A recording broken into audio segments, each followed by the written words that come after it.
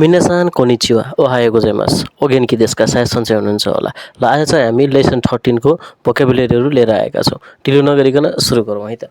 सुरुमा छ आसोबिमास। आसोबिमास भनेको खेल्नु रमाउनु भन्ने हुन्छ। जस्तै बच्चासँग पार्कमा खेल्छु भन्नु पर्यो भने चाहिँ कोदो मोतो कोयन्दे आसोबिमास भनेर भन्नु पर्यो। त्यस्तै अर्को छ ओयोगिमास। ओयोगिमास भनेको पौडी खेल्नु भन्ने हुन्छ। जस्तै स्विमिङ पुलमा पौडी खेल्छु भन्नु पर्यो भने चाहिँ पुरुदे ओयोगिमास भनेर भन्नु पर्यो। त्यस्तै अर्को छ मुखायमास। मुखायमास भनेको स्वागत गर्नु वेलकम गर्नु भन्ने हुन्छ। जस्तै स्टेसनमा साथीलाई लिने जान्छु भन्नु पर्यो भने चाहिँ एकिदे तोमोदाचियो मुखायमास भनेर भन्नु पर्यो। अर्को छ चुखारेमास। चुखारेमास भनेको थाक्नु भन्ने हुन्छ। जस्तै कामले गर्दा थाकियो भन्नु पर्यो भने चाहिँ सिगोतोदे चुखारे मास्ता भनेर भन्नु पर्यो। त्यस्तै आएको छ केक्कोन्सिमास। केक्कोन्सिमास भनेको विवाह गर्नु भन्ने हुन्छ। जस्तै अर्को वर्ष विवाह गर्छु भन्नु पर्यो भने चाहिँ राइनेन केक्कोन्सिमास भनेर भन्नु पर्यो। अर्को छ खाइमोनोसिमास। खाइमोनोसिमास भनेको किनमेल गर्नु सपिङ गर्नु भन्ने हुन्छ।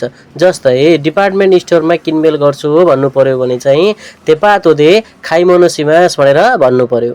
अर्को छ स्योकुजिसिमास। स्योकुजिसिमास भनेको खाना खानु भोजन गर्नु भन्ने हुन्छ। जस्तै साथीसँग खाना खान्छु भन्नु पर्यो भने तोमोदाचितो सोक्युजिसिमास भनेर भन्नु पर्यो।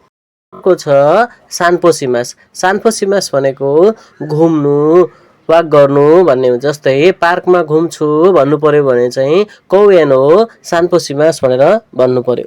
त्यस्तै अर्को छ ताइहेन। ताइहेन भनेको गाह्रो कठिन भन्ने हुन्छ। जस्तै कठिन काम हो भन्नु पर्यो भने चाहिँ ताइहेन्ना सिगोतो देश भनेर। अर्को छ होसी। होसी भनेको चाहनु वान्ट भन्ने हुन्छ। जस्तै मलाई नयाँ कार चाहिन्छ भन्नु पर्यो भने चाहिँ आतारासी कुरुमागा होसी देश भनेर भन्नु पर्यो।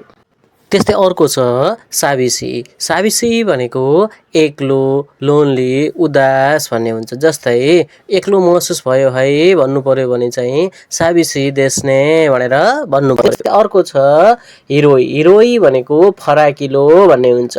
जस्तै फराकिलो कोठा भन्नु पर्यो भने चाहिँ हिरोई हेया भनेर भन्नु पर्यो। त्यस्तै अर्को छ सेमाई। सेमाई भनेको साँगुरो भन्ने हुन्छ। जस्तै साँगुरो बाटो भन्नु पर्यो भने चाहिँ सेमाई मिची भनेर भन्नु पर्यो। अर्को छ पुरु। पुरु भनेको स्विमिङ पुल भन्ने हुन्छ। स्विमिङ पुल जान्छु भन्नु पर्यो भने चाहिँ पुरुए इकिमास भनेर भन्नु पर्यो। त्यस्तै अर्को छ खावा। खावा भनेको नदी भन्ने हुन्छ। जस्तै नदीको छेउमा छु भन्नु पर्यो भने चाहिँ खावानो सोबानी इमास भनेर भन्नु पर्यो।